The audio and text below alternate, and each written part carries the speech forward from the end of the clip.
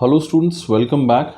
हम लोग 9th class का जो चैप्टर है cell the fundamental unit of life, इस चैप्टर के इंपॉर्टेंट टॉपिक्स जो हम डिस्कस कर रहे हैं। अपने पिछले टॉपिक में हमने सिर्फ ये जाना था कि सेल ऑर्गेनेल्स होते क्या हैं, वो कितने टाइप्स के हैं और उनका क्या फंक्शन हो सकता है। आज हम इन्हीं सेल ऑर्गेनेल्स को वन बाय वन स्टडी करेंगे। तो हमारा जो आज का सेल ऑर्गेनेल है स्टूडेंट्स, वो है endoplasmic reticulum.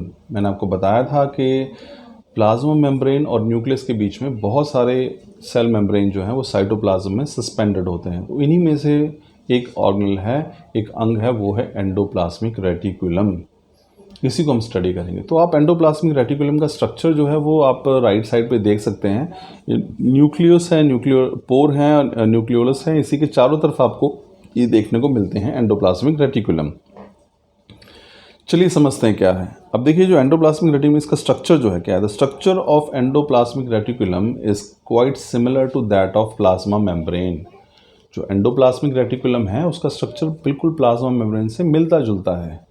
It is a network like structure that consist of membrane bound tubes and sheets. तो आप देख सकते हैं यहाँ पे इस स्ट्रक्चर के अंदर आपको कुछ ट्यूब्स नज़र आ रही हैं, जिसके ऊपर लिखा हुआ smooth endoplasmic reticulum. Brown colour की ये ट्यूब्स हैं। तो ये ट्यूब्स हैं और नीचे आप येलो कलर में शीट्स देख सकते हैं, जिसके ऊपर छोटे छोटे आपको कुछ पॉइंटेड जो है चीज़ें नज़र आ रही हैं, गोल गोल आपको नज़र आ रही चीज़ें। तो ये शीट्स हैं। आप समझते हैं ट्यूब में और शीट्स में क्या डिफरेंस है। तो ये समझिए कि जो स्ट्रक्चर है एंडोप्लाज्मिक रेटिकुलम का, पहली बात तो ये कि प्लाज्मा मेम्ब्रेन से मिलता है और इसमें एक नेटवर्क होता है, एक जाल होता है, किसका, मेम्ब्रेन बाउंड ट्यूब्स का और शीट्स का। तो ट्यूब्स आप देख सकते हैं यहाँ पे ब्राउन कलर में, जहाँ पे लिखा है स्मूथ एंडोप्लाज्मिक रेटिकुलम, वो क्या है, ट्यूब की तरह नज़र आ रही हैं, 4 ट्यूब्स, और नीचे जो है शीट्स नज़र आ रही हैं। तो ये होता है एंडोप्लाज्मिक रेटिकुलम। अब हम बात करते हैं इनके टाइप्स की।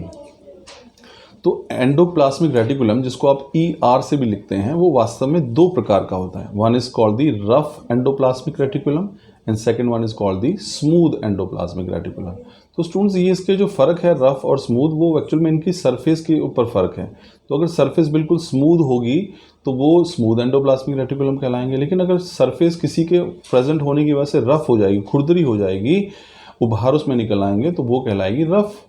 तो यहाँ पे हमारे पास 2 प्रकार के एंडोप्लाज्मिक रेटिकुलम है, जैसा कि आप देख पा रहे हैं। वो हमारे पास कौन से हैं, स्मूथ एंड रफ। तो पहले पढ़ते हैं रफ एंडोप्लाज्मिक रेटिकुलम के बारे में। देखिए क्या है।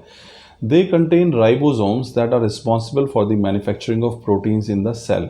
तो जो रफ एंडोप्लाज्मिक रेटिकुलम है, जो शीट्स की फॉर्म में आप ये देख रहे हैं राइट साइड पर पीले पीले जो बना हुआ है शीट्स, और इनके ऊपर छोटे छोटे जो बिंदियां लगी हुई हैं, ये एक्चुअली में राइबोसोम्स ही दिखाने की कोशिश की है। आप देख सकते हैं यहाँ पे राइबोसोम्स इनको बनाया, जो छोटी छोटी बॉल्स हैं इस पीली शीट के ऊपर, ये राइबोसोम्स ही हैं। तो रफ एंडोप्लाज्मिक रेटिकुलम रफ क्यों है, क्योंकि इनकी शीट्स के इनके ऊपर, इनकी सरफेस के ऊपर क्या पाए जाते हैं, राइबोसोम्स। और राइबोसोम छोटे छोटे दानों की तरह है, तो वो इसको क्या बनाते हैं, रफ बना देते हैं। ठीक है ना, इसलिए हम इनको रफ एंडोप्लाज्मिक रेटिकुलम कहते हैं। तो रफ एंडोप्लाज्मिक रेटिकुलम क्या है, contain ribosomes that are responsible for manufacturing of proteins in the cell. ये क्या करते हैं, राइबोसोम्स का निर्माण करते हैं, जो कि प्रोटीन की मैन्युफैक्चरिंग में सहायता करते हैं।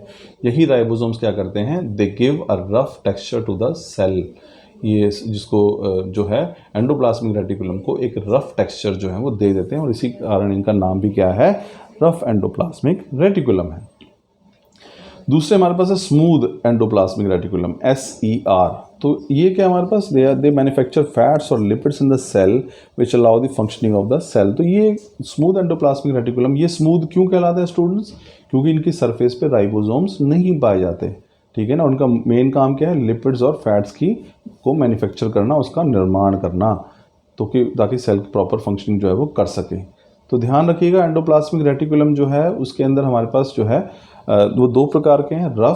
रफ एंडोप्लाज्मिक रेटिकुलम, जिसको आप RER, rough endoplasmic reticulum, RER जो है, उनकी सरफेस पे राइबोसोम्स पाए जाते हैं, इसलिए उनकी सरफेस रफ होती है, हम उनको रफ एंडोप्लाज्मिक रेटिकुलम कहते हैं। और ये क्या बनाते हैं, ये बनाते हैं हमारे पास राइबोसोम्स, तो जो कि प्रोटीन सिंथेसिस में हेल्प करते हैं। जबकि जो स्मूथ एंडोप्लाज्मिक रेटिकुलम है, उनको स्मूथ इसलिए कहा जाता है क्योंकि उनकी सरफेस पे राइबोसोम्स नहीं पाए जाते, इसलिए ये स्मूथ होते हैं। ठीक है ना, और इनका मेन काम क्या है, फैट्स और लिपिड्स की को मैन्युफैक्चर करना। अब इसमें हम लोग बात करते हैं यहाँ पे क्वेश्चन की फॉर्म में। देखिए छोटा सा क्या है, what are the function of lipids and proteins. तो ये इसमें देखिए, proteins and lipids synthesized on ER are used for making cell membrane.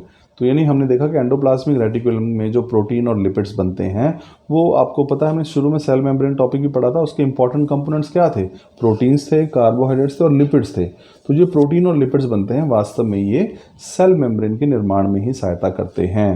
And this process is known as membrane biogenesis.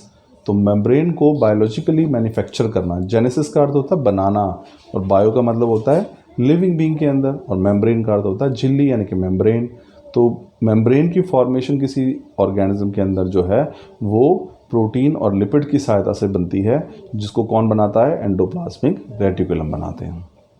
फिर जो प्रोटीन ये बनाते हैं they also act as enzyme, वो एंजाइम की तरह भी काम करते हैं। तो ये फंक्शन है लिपिड्स के और प्रोटीन्स के। अब हम बात करते हैं स्टूडेंट्स, हमारे पास फंक्शन ऑफ ई आर जो है वो एंडोप्लाज्मिक रेटिकुलम है। अगर मैं लिखूं RER तो it means rough endoplasmic reticulum, जिसकी सरफेस पे राइबोसोम्स पाए जाते हैं। अगर मैं लिखता हूं SER तो वो है स्मूथ एंडोप्लाज्मिक रेटिकुलम, जिसकी सरफेस पे राइबोसोम्स नहीं मिलते। सो फाइनली हम लोग इसके फंक्शंस पे बात करते हैं। तो ER यानी एंडोप्लाज्मिक रेटिकुलम के फंक्शन क्या है, transportation of material between different parts of cytoplasm and also between nucleus and cytoplasm. तो एंडोप्लाज्मिक रेटिकुलम क्या काम करते हैं, ये ट्रांसपोर्ट करते हैं, यानी कि जो मटेरियल है साइटोप्लाज्म में एक जगह से दूसरी जगह उसको ले जाना, ये काम कौन करता है, एंडोप्लाज्मिक रेटिकुलम करते हैं। इतना ही नहीं, न्यूक्लियस और साइटोप्लाज्म के बीच में भी जो मटेरियल आर पार जाते हैं, उनके बीच में जो एक्सचेंज होता है मटेरियल का न्यूक्लियस और साइटोप्लाज्म के बीच में, वो भी कौन इंश्योर करता है, एंडोप्लाज्मिक रेटिकुलम। तो साइटोप्लाज्म के अंदर ही मटेरियल एक स्थान से दूसरे स्थान पर ले जाने का काम एंडोप्लाज्मिक रेटिकुलम का है। न्यूक्लियस और साइटोप्लाज्म के बीच में भी मटेरियल का ले जाने का काम जो है वो एंडोप्लाज्मिक रेटिकुलम का होता है। दूसरा फंक्शन देखिए, folding of proteins which are synthesized by ribosomes on RER। तो रफ एंडोप्लाज्मिक रेटिकुलम जिसके ऊपर के राइबोसोम्स होते हैं वो प्रोटीन बनाते हैं, और इन्हीं प्रोटीन को फोल्डिंग का काम, जिनको फोल्ड करने का काम कौन करता है, वो काम करता है एंडोप्लाज्मिक रेटिकुलम। और फाइनली हमारे पास तीसरा, detoxifying poisons and drugs out of the cell is the function of smooth endoplasmic reticulum. Detoxifying क्या होता है स्टूडेंट्स हमारे पास, यानी कि टॉक्सिक जो सब्सटेंस होते हैं, यानी कि विषैले पदार्थ जो हैं। तो कई बार क्या होता है, सेल के अंदर कुछ हार्मफुल ड्रग्स या फिर पॉइजन्स या फिर टॉक्सिक सब्सटेंसेस जो एंटर कर जाते हैं। अब इनके एंटर करने के बाद ये सेल को नुकसान ना पहुंचाए तो इन टॉक्सिक सब्सटेंसेस को डिटॉक्सिफाई कर देते हैं, यानी कि उनके जो बुरा प्रभाव है विषैले पदार्थों का, उसको ख़त्म करने की प्रक्रिया क्या कहलाती है, डिटॉक्सिफिकेशन। और ड्रग्स हैं वो भी काफ़ी, कई बार हम देखिए अगर हम कुछ गलत केमिकल्स हमारे शरीर में चले जाते हैं तो वो हमें नुकसान करते हैं, हमें चक्कर आ जाते हैं, कई बार हम बेहोश भी हो जाते हैं।